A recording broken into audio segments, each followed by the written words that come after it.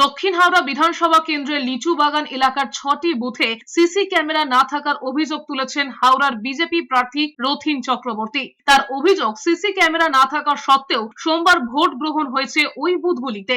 সাংবাদিক বৈঠকে রথীন বলেছেন, পঞ্চম দফার ভোটে দক্ষিণ হাওড়া বিধানসভা কেন্দ্রের মৌলানা জহর স্কুল ও লিচু বাগান প্রাইমারি স্কুলের 151, 152, 153, 155, 156, 157 মোট 6টি বুথে সিসি ক্যামেরা ছাড়াই চলে ভোট গ্রহণ পর্ব।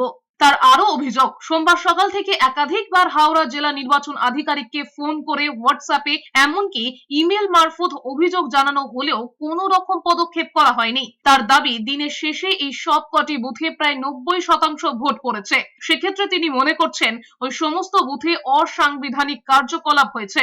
তৎসত্ত্বেও কিন্তু এটার কোনো রকম সুরাহা হয়নি।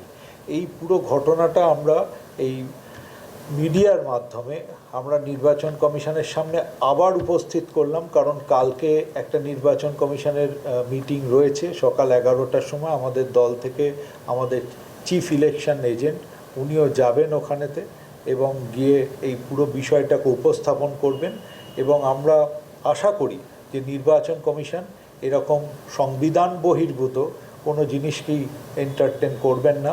আমাদের লোক এটাকে ডিটেক্ট করে যে এইখানে ক্যামেরাটা নেই এবং পরবর্তী সময় সেটা তার অফিসার সেটাকে এন্ডোর্স করেন যে হ্যাঁ এখানে ক্যামেরা মিসিং হয়েছে।